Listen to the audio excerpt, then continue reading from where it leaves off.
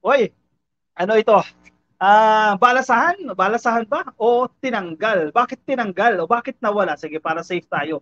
Bakit nawala sa pwesto o bakit pinalitan itong si Jokno diyan sa Department of Finance o DOF? At kinumpirma na nga po ni PBBM na ang pumalit po sa kanya ay si Deputy Speaker Ralph Recto. Ito na po ang tatayong kalihim ng DOF at manunumpa na po ito bukas January 12. Inaasahang manunumpa na po ito. At nagkataon pa 60th birthday ngayon ni Ralph Recto.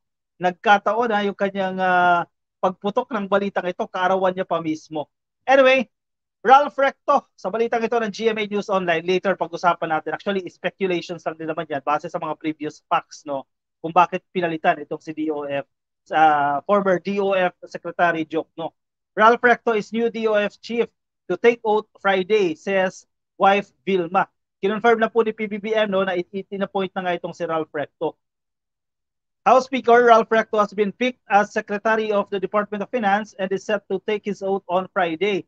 Ito po ay ang kinumpirma sa GMA Integrated News ng may bahay po ni Ralph Recto na si dating Batangas 6th District Representative. Yan yung pinalitan niyang pwesto no? Vilma Santos Recto ngayong araw po ng Webes ng hapon.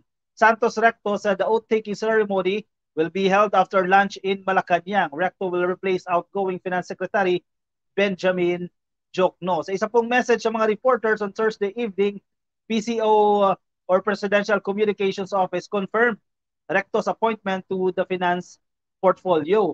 Ralph Recto and Frederick Go are scheduled to take their oath tomorrow before President Ferdinand R. Marcos Jr. as Secretary of Finance and Special Assistant to the President for Investment and Economic Affairs, respectively. Yan po yung paglilinaw dito ni PCO Secretary Sheloy Garafil. Actually, nakakuha din po ng suporta itong appointment ni Ralph Recto no, dyan sa DOF. Kasi kung mapapansin ninyo, Kapopi, last year pa lang, September na, matunog na ito, napapalitan si Jokno. Narinig nyo na ba yan, di ba? Ako narinig ko na yan. Papalitan itong si Jokno. At maingay, dalawa pa ngayon pinagpipilian dyan eh. Either si Representative Salceda ng Bicol or si Ralph Recto. Yan yung mga pinagpipilian. And then come November, yung nag-iikot na po sa ibang bansa, iba't ibang bansa para humanap po ng investors si PBBM. Kasama na si Ralph Recto. So parang ang question doon, bakit kasama siya no, sa mga foreign travels? Ayun na nga, yun na kasi yung mga maingay, matunog na parang in transition phase, no? In transition phase na ipapalit nga sa isang posisyon na nasa economic side, no? At ayan, ngayon nga ka-coffee, yan, nakumpirma na yan. Finally, napalitan na po itong si Jokno ni Ralph Recto. Recto's former colleagues in the Senate welcome the development and vouch for his knowledge of economics.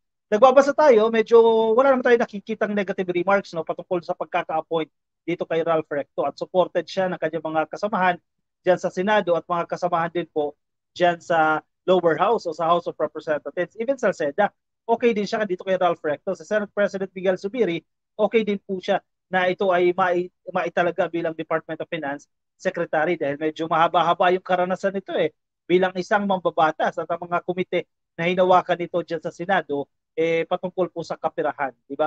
At yan naman ang tungkulin ng Secretary ng Finance protektahan ang revenue at protektahan ang mga nakukolekta nating tax. At ngayon, ang maingay, bakit pinalitan itong si Jokno? Ayan ang tanong. Kayo, baka may alam kayo dyan. Bakit pinalitan? Sige, ilagay nyo ang inyong tanong. Ang inyong sagot dyan sa comment section, bakit siya pinalitan? Ito ang akin, base sa ating observation. No? September pa lang last year, maingay na yan napapalitan. Lalo na yung tatandaan ninyo, nagkaroon ng price ceiling sa presyo ng bigas. No? May isang interview, itong si Joke, no, sinasabi niya, surprise daw siya. Hindi siya nasabihan. And even the economic managers, hindi sila nasabihan na maglalabas po ng executive order na mag-establish dito sa price ceiling no, ng bigas. So parang, ano to, na-bypass si Joke. No? So, yan yung mga tawag doon, yan yung mga ano ito, medyo hindi siya kinoconsult na. In short, kasi nagkakaroon po ng pagtaliwas sa paniniwala no ni PBBM at ni Jokno at yung isa pa na sinilip din dito sa grupo sa kampo nila Jokno yung kanila kasing proposal na i-reduce pa yung tariff no import tariff doon sa mga bigas. Kumbaga yung mga inaangkat natin na bigas mula sa ibang bansa bawasan pa yung tax o yung taripa na ipinapataw doon. Ang problema, yung mga magsasaka yung kawawa, di ba? Yun na nga, nag-rally pa nga yung mga magsasaka dyan eh. Maraming grupo ng mga magsasaka nag-rally dyan sa harap ng Department of Finance at ipinanawagan nila, tanggalin itong si Jokno kasi parang pinapatay daw ang mga magsasaka dahil sa gusto nilang polisiya. Actually, proposal nila yan eh, kasama ng NEDA. Pero ano naman yan? Thumbs down yan kay PBBM, hindi na-aprobahan ni PBBM yon. Yung i-reduce pa yung tariff na pinapataw doon sa mga imported na bigas, hindi nag-succeed yan. So, ang ating tingin dyan, base sa mga previous political events na naganap dyan, eh, nagkakaroon po ng difference in opinion, no, o appreciation sa situations, no. Iba yung gusto ng presidente at iba yung gusto ng DOF secretary. So feeling ko parang hindi magwo-work yung ganyang klaseng relasyon ay pinalitan, di ba? Pero ito ka-copy ha. Kanina ko lang din ito na-realize, posibleng hindi siya totally tanggalin sa administration kasi matalino din naman itong si Joke. No doubt yan. Napakaraming administration pinagsilbihan yan. Technocrat talaga yan. Mahusay. So ang tanong natin, saan siya ililipat? Pwede kasing may paglipatan siya, di ba? Hindi totally tinanggal yan eh. Kasi sayang eh, na-appreciate ni PBBM yan. Definitely. Isa yan sa mga pumasok sa cabinet eh, ni PBBM at na-appreciate niya yung galing nito ni Jokno. Feeling ko lang to ha. Wala pa rin tayong nababasa dito para suportahan yung aking arguments. Pero feeling ko, papasok siya dito sa pagmamanage ng Maharlika Investment Fund. No? Itong pondo, kasi malaking pondo ito eh. At kinakailangan natin ng mga technocrats dyan. Feeling ko, dyan sa papasok yan, dyan ililipat yan eh. Kaya medyo tahimik pa eh. Hindi pa natin naririnig, wala mga interviews, eh, parang walang negative remarks or whatsoever, no? Kaya healthy pa rin yung transition. Parang ano lang ito eh. Kaya nga, ano ba ito? Tanong ko kanina, balasahan ba yan o tinanggal? Ako, feeling ko, ililipat lang yan para i-handle itong Maharlika Investments Fund kasi mahirap-hirap itong hawakan din. And si Ralph Recto naman, fit siya doon sa position ng DOF, Secretary with his experience, combined no, sa lower house at sa Senado. Feeling ko magiging maayos naman yung pag-handle kasi knowledgeable din naman itong si Ralph Recto. Anyway, sige, anong say ninyo ka-Coffee? Bakit tinanggal sa tingin ninyo? Ewan ko kung parehas tayo ng opinion, ililipat lang ito. Pero I'm buying the opinion na ililipat lang ito transfer lang ito somewhere else, no, na magagamit yung kanyang kaalaman. Ang di maganda kay Recto ay EVAT bill niya ay pabigat sa taong bayan. Actually, during the campaign, no, natatandaan ko yan, ma'am eh. During the senatorial campaign, yan ang talaga ang binato sa kanya ka-Coffee, pero lumusot pa rin, no. Norma Astudillo, parang baliktad yata, ang kabila yata ang nanggugulo sa Marcos, di ba? Sabi ni Norma Astudillo, yung topic natin kanina, no. Yun na nga, ma'am. Kaya nga nagugulo tayo dyan eh. Si Recto kasi magaling sa math pero dami tumaas ang kilay. Yes, mahusay ito. Maganda ang educational background dito. Lasal, Ateneo, UP, and then Harvard, no?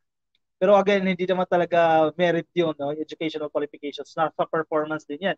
Kasi previous administrations, ang gaganda ng educational background, hindi maganda ang performance. Joji Berlin, ang Marcos, unahin nyo ang paglilingkod sa bayan. Naghihintay kami sa mga pangako. Joji Berlin. Simulan natin. Tulungan natin ang ating gobyerno para matupad yung kung ano man po ang inyong pangarap. Diba? Support lang ang gobyerno.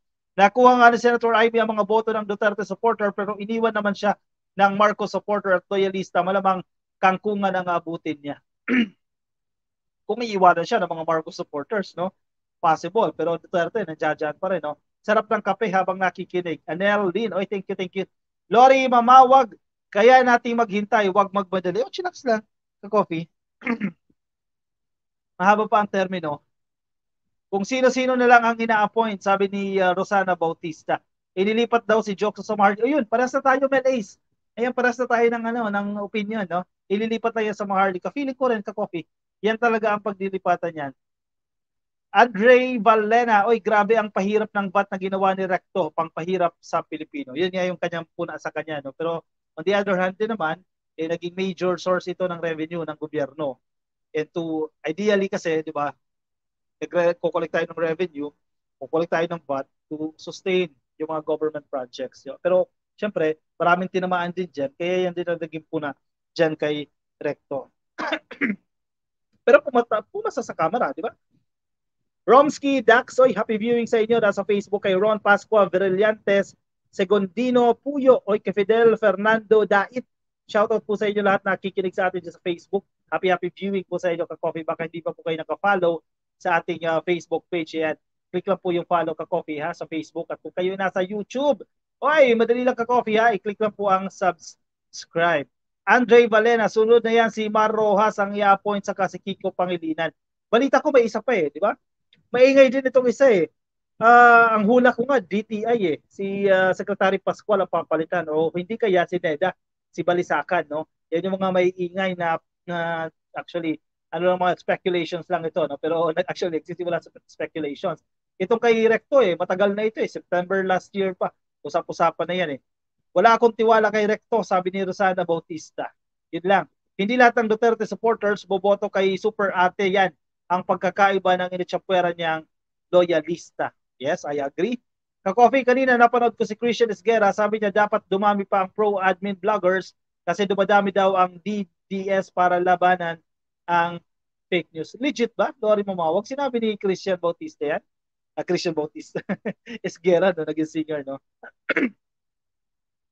Okay yun ha. Romel Oracion, oy, 2 milyon lang ang bilang ng DDS Maudig's followers at Sara, wala yan. Bigyan ng pansin sana ni BBM ang Department of Energy para bumaba ang electric bill at dapat ang priority. Actually, alam ko isa yan sa priority ka Kopi, no. In fact, no, yung ginagawa din sa kanyang mga foreign travels no ay makapag-establish ng partnership with private companies no mula sa ibang bansa no para tulungan tayo sa ating efforts na pagandahin yung supply ng kuryente para mapababa yung presyo ng mga yan.